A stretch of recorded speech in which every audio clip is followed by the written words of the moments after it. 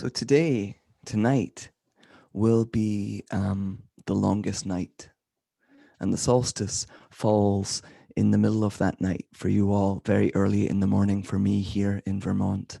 And I'm going to talk about that today.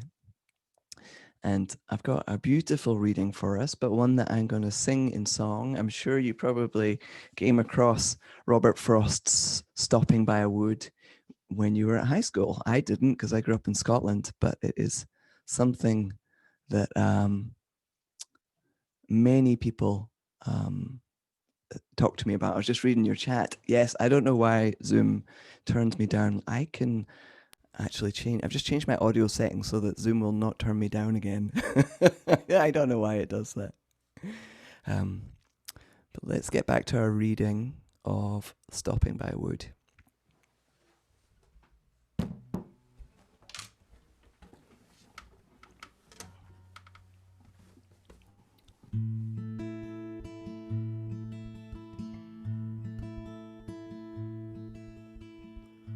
Whose woods these are, I think I know. His house is in the village though.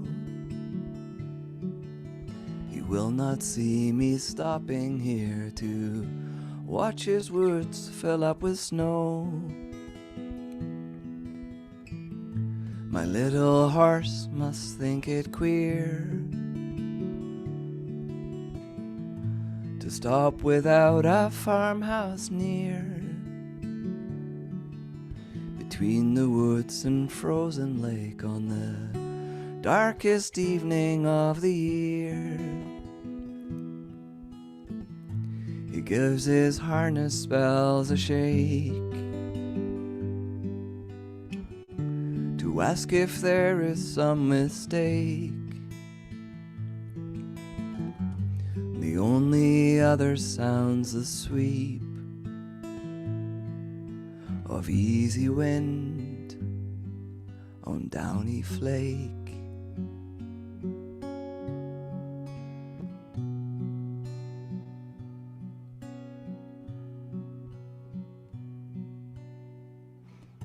The woods are lovely, dark and deep,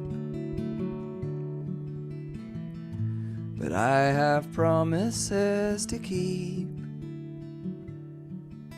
and miles to go before I sleep, and miles to go before I sleep.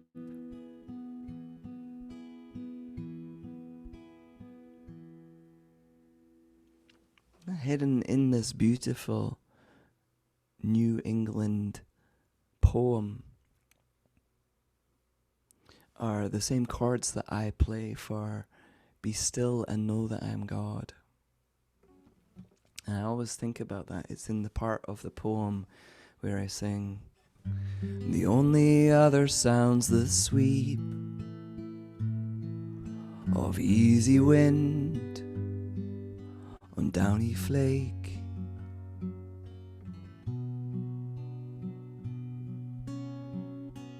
And it's very poignant for me that in the middle of this snowstorm is the Be Still lyric, the Be Still that we're going to go into now as a call and response. I'll sing the line and then you sing it back.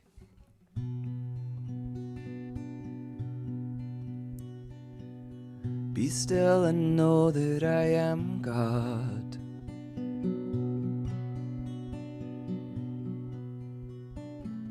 Be still and know that I am.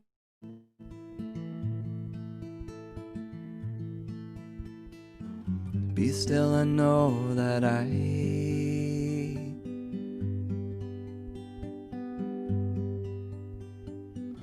Be still and know that.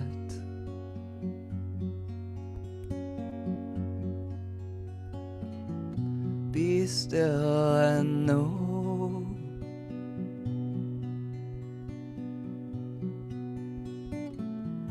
Be still and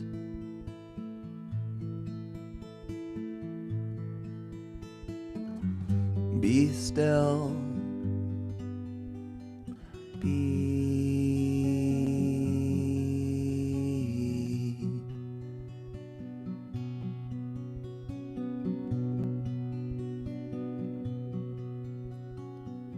Be still and know that I am love.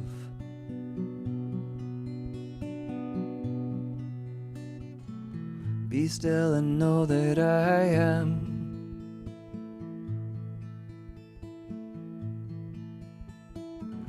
Be still and know that I.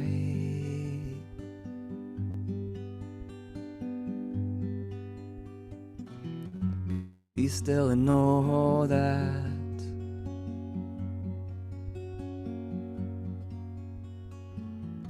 Be still and know.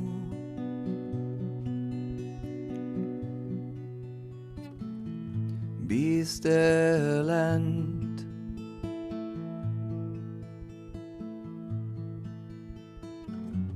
Be still.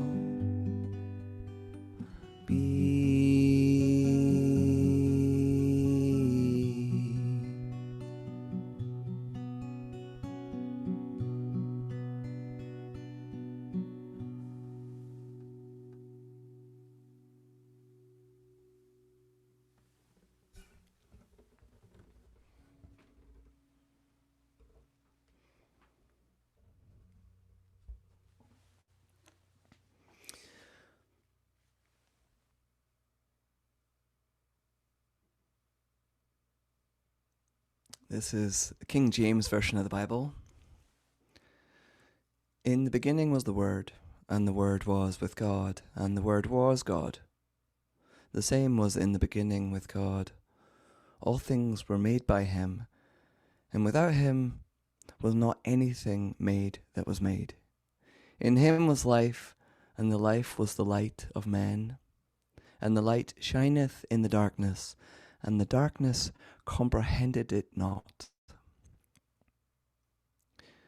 And because I just read the King James Version, here's a minister from Glasgow who I used to know called Leith Fisher explaining that in down-to-earth language.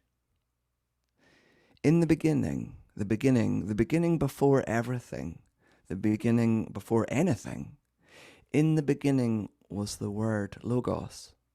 However it all began, Big Bang or whatever, however it began, there was something, some mind, someone, something which bore the seeds and possibilities of everything and everyone that would ever be.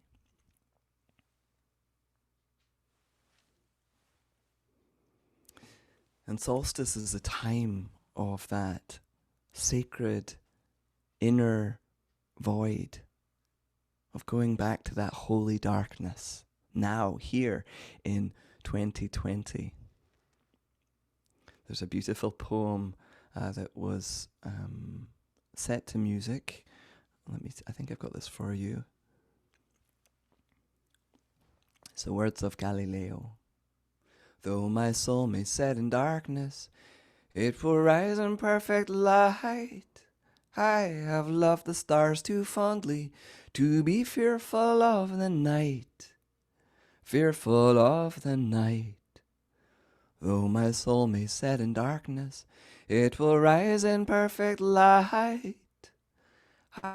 I have loved the stars too fondly to be fearful of the night. Fearful of the night. Though my soul may set in darkness, it will rise in perfect light. I have loved the stars too fondly to be fearful of the night. Fearful of the night.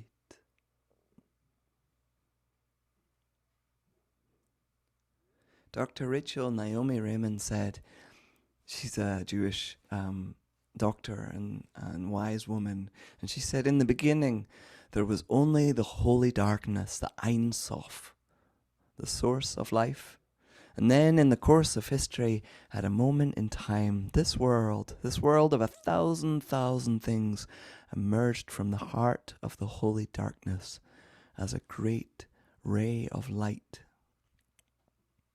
And here's from a section from one of my favorite Psalms, Psalm 139. If I say, surely the darkness will hide me, and then the light becomes night around me, even in the darkness, it will not be dark to you. The night will shine like day, for darkness is as light to you. The psalmist says to God, for darkness is as light to you. But the thing is, we're humans, and the darkness is very real to us. We don't perceive it as radiant light. We perceive it as darkness. It's fearful for us, but we're meant to perceive it as darkness. We're creatures of the shadows. We hold both light and darkness in our sights, in our heart, in this world. And solstice is about holding both of those, especially the dark, which is all around us. I got a quote from Wendell Berry here for us that I found very helpful. To go into the dark with the light is to know the light. To know the dark, go without sight, and find that the dark too blooms and sings, and is travelled by dark feet and dark wings.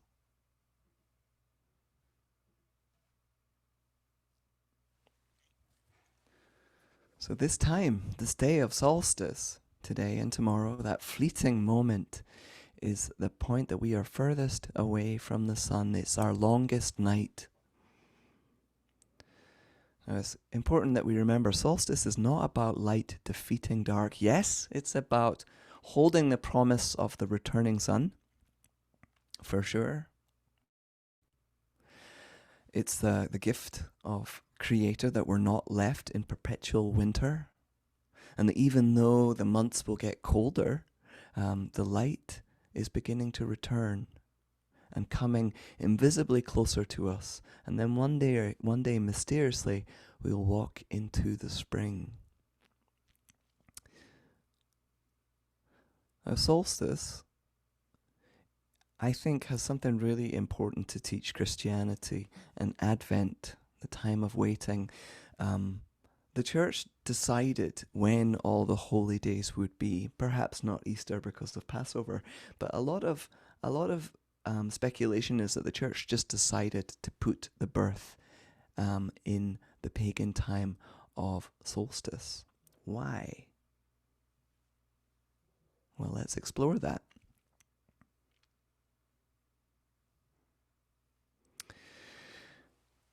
Here's the thing that I was saying before I started talking about Christian history, which is there's an aspect of Christianity that is extremely patriarchal and has lost a lot of its reverence for the darkness of the Ein Sof, the holy darkness, and entering the mystery. It's so focused on the light and the knowledge and the midsummer sun that it's missed some of the deep wisdom, or I think so anywhere.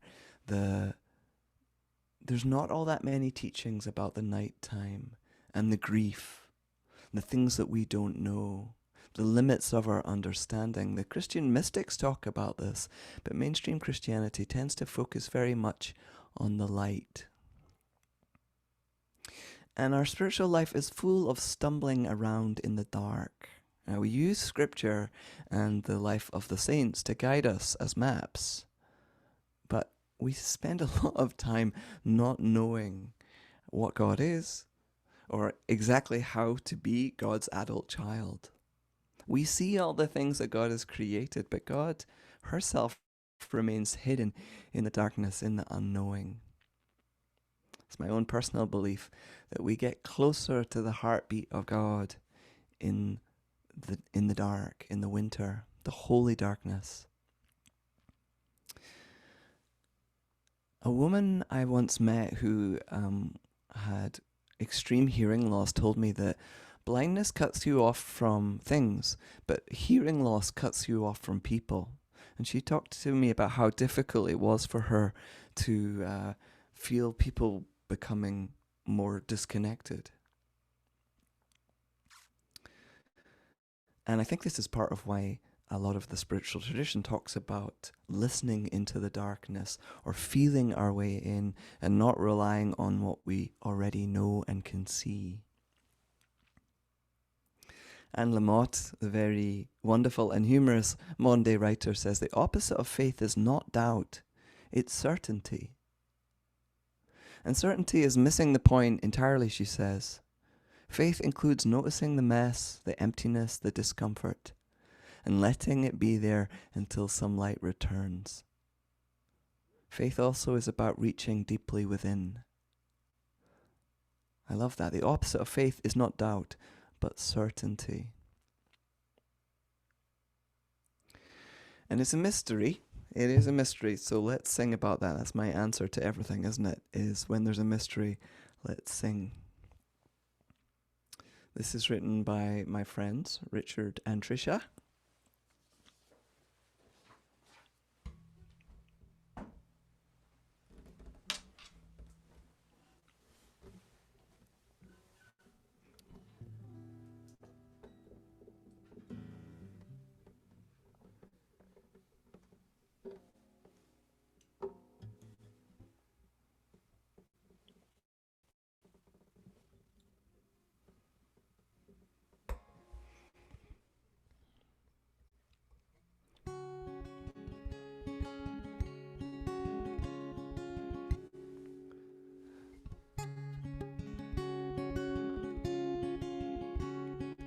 Into the dark womb of night, we rest, we breathe, we watch.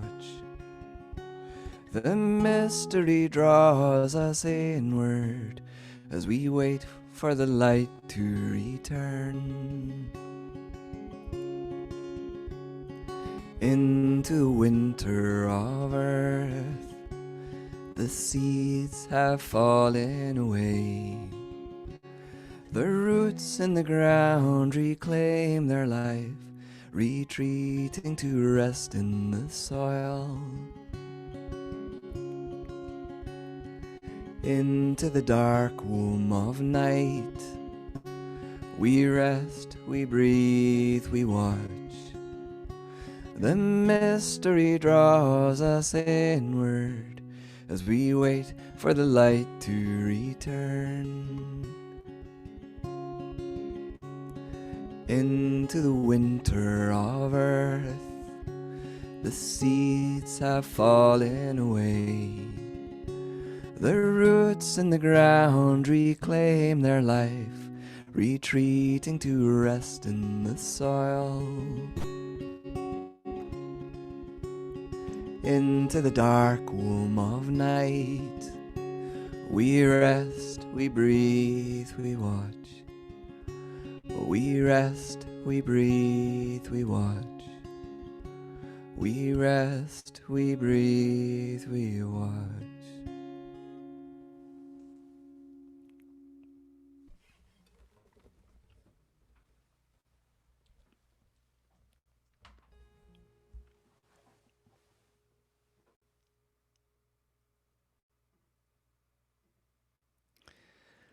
I'd like to tell you a story now about solstice and winter and a big epiphany I had.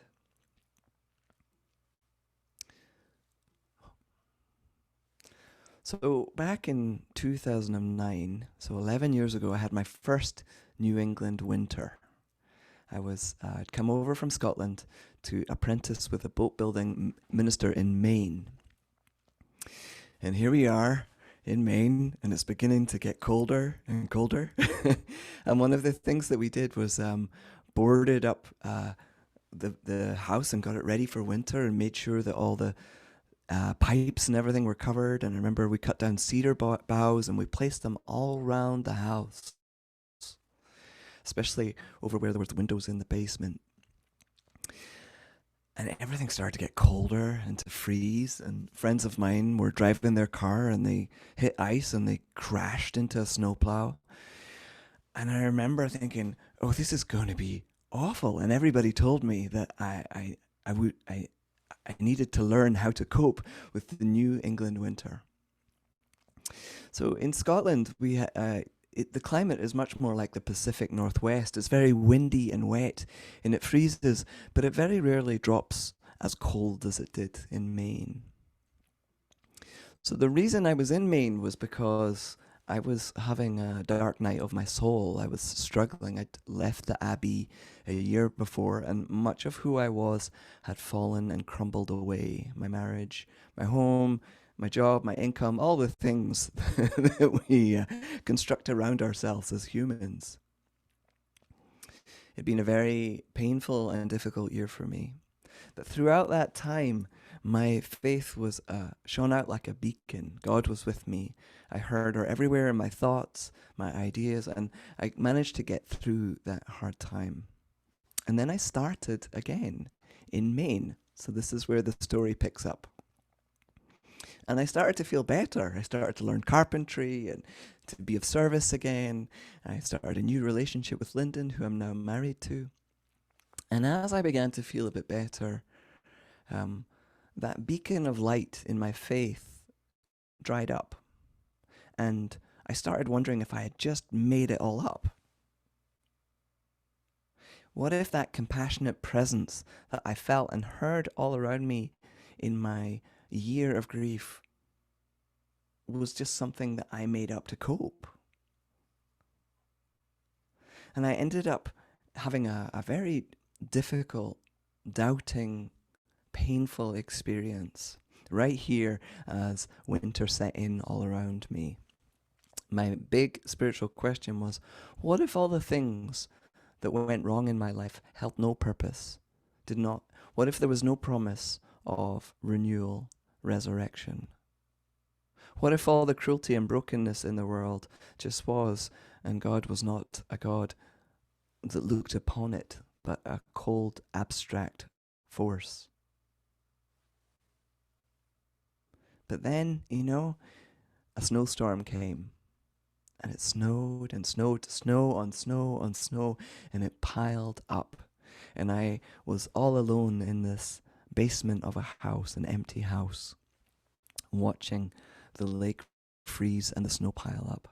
And I don't know if you've ever been out in deep snow, but it's an incredible gentle transformation of the world. The sound is different, everything is muffled. Smell is different because everything's buried under snow. Everything is transformed. Lewis Carroll wrote this. I wonder if the snow loves the trees and fields, that it kisses them so gently, and that it covers them up snug, with a white blanket. And perhaps it says, go to sleep, darlings, till the summer comes again. And I remember sitting there in this basement watching the snow, and a little squirrel came out of a hole in the tree in front of me. And I'd been watching this squirrel for months, very busy in the autumn. But all of a sudden, I saw this squirrel come out of the tree in a completely different way. And what I witnessed, or what I felt in my heart, was God's loving presence right there in the world. The protection of snow, that when it is harsh enough, Mother Nature creates this blanket to protect life until the spring comes again. Those words of Lewis Carroll really rang true for me. But it was much deeper than just seeing a squirrel that was going to make it through until the spring. It was also about myself and about life, and how God is built in as a compassionate presence that is resurrection, that is healing, that is right here in the midst. And that aha moment that happened in the snowstorm with the little squirrel popping its face out from the tree has never left me. And what's more, there's something more. The story of what was wrong did leave me. But that feeling of not being alone in the world has never left. And I think this ties in with what Jung was getting at when he said we don't become enlightened by imagining figures of light. We become enlightened by making the darkness conscious. We need to rest with the grief and the darkness and the not knowing, and then become conscious of that to begin to really understand where God is in our world. So solstice isn't about light triumphing over dark.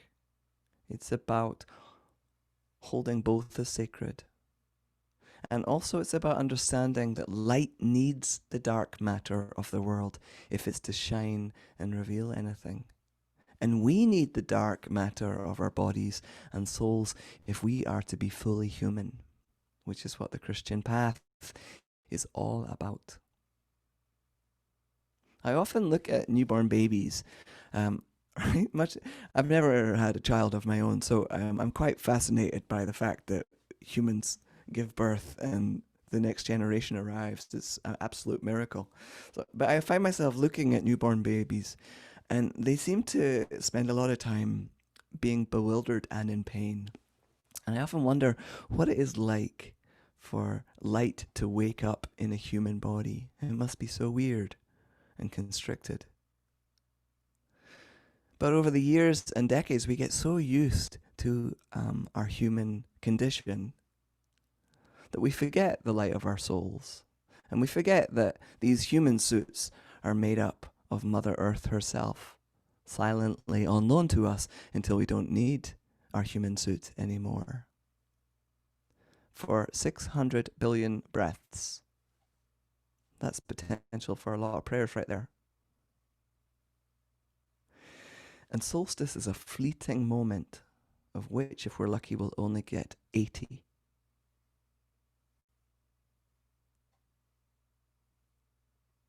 Welcoming the returning sun and the promise of the new year, knowing that we will get through this. It's a moment outside of time.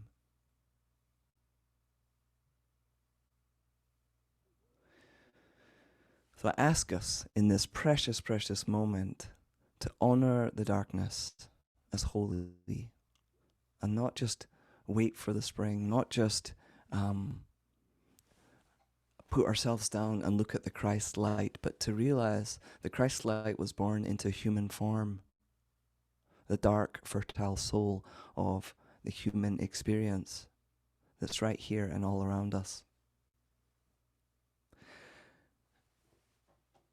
Forgive me for being a little bit mystical and jumping from John to the squirrels today, but this is a mystery. It's a mystery of our sacredness, and I find it difficult sometimes to pinpoint exactly what I'm feeling. So I'm going to close with a poem by a woman called Stephanie Noble, and she's a UU person. So it's really a prayer disguised as a poem. This is called In Celebration of the Winter Solstice. She says, "Do not be afraid of the dark. Dark is the rich, fertile earth that cradles the seed, nourishing growth. Dark is the soft night that cradles us to rest. Only in darkness can stars shine across the vastness of space. Only in darkness is the moon's dance so clear. There is mystery woven into the dark, quiet hours. There is magic in the darkness. Do not be afraid. We are born of this magic. It fills our dreams that root, unravel, and we reweave themselves in the shelter of the dark, deep night. The dark has its own hue, its own resonance, its own breath. It fills our soul, not with despair, but with promise. Dark is the gestation of our deep, knowing self. Dark is the cave where we rest and renew our soul. We are born of the darkness, and each night we return into the deep, moist womb of our beginnings. Do not be afraid of the darkness, for it is the depth of that very darkness. In the depth of that very darkness comes the first glimmer of our own light, a pure inner light of love and knowing. As it glows and grows, the darkness recedes. As we shed our light, we shed our fear, and reveal in wonder all that is revealed. So do not rush the coming of the sun. Do not crave the lengthening of the day. Celebrate the darkness here and now, a time of richness, a time of joy. May it be so. Amen. Now we get to share the the candles, our Advent wreath, we sent out the love. So I'm going to ask Kathy to bring up our candle bearers. Hello, Sally. And Mary's joined us. Great. But today we're really focusing on Alan and Betty's candle, which represents love.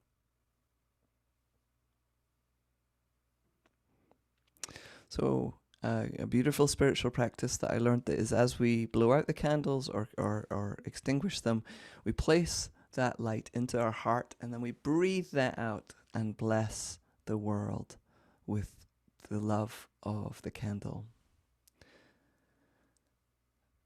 And so we blow out the candles.